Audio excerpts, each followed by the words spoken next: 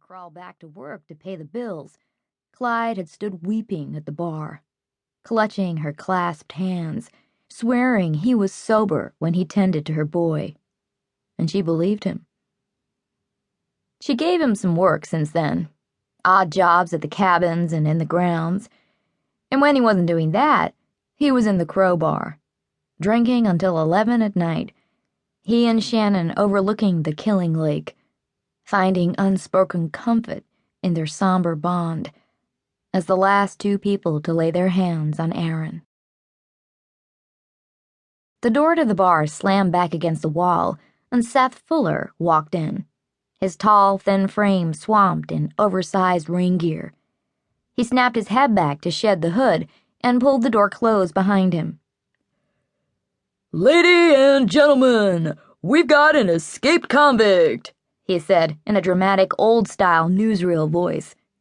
He smiled, then switched back to his own, a slow, young, and dumber one. "He broke free from my alma mater yesterday afternoon. Well, during a hospital visit." Seth glanced down at Clyde's full glass, then shook his jacket off, turning back to hang it on a wooden peg. "So," he said, "Bolo for bald brick shithouse Franklin J. Merrifield.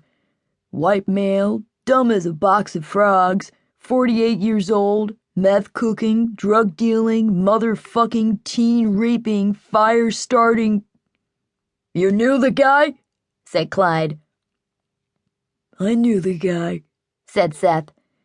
"Approach with caution." He smiled. "And that was tonight's public service announcement from Tate PD, with a few insider extras from reformed maker of trouble, prisoner number G65746. He walked up to the bar. "Aunt Shannon, I am at your service."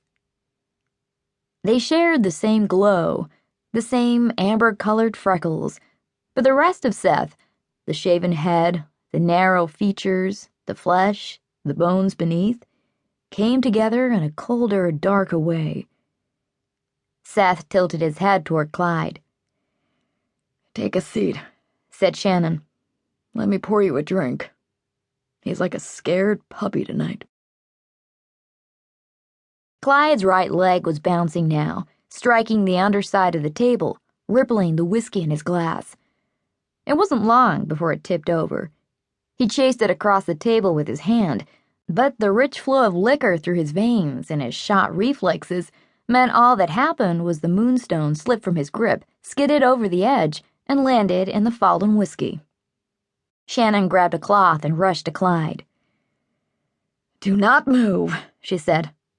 She knew he had no balance, drunk or sober. She knew Clyde as well as he didn't know himself.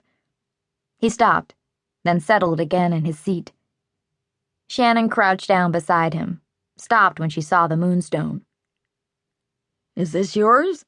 she said, picking it up. He nodded. She stood up and shook the whiskey off it. A drop struck the candle's flame. It sizzled and died. "It's a moonstone," said Clyde.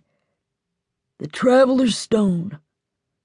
It protects those who cross water when the moon shines."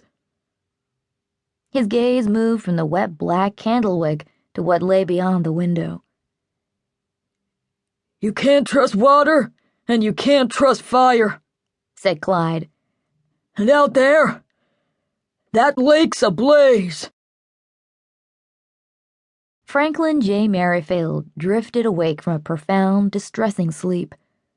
What followed was the slow realization that he was not in his cell.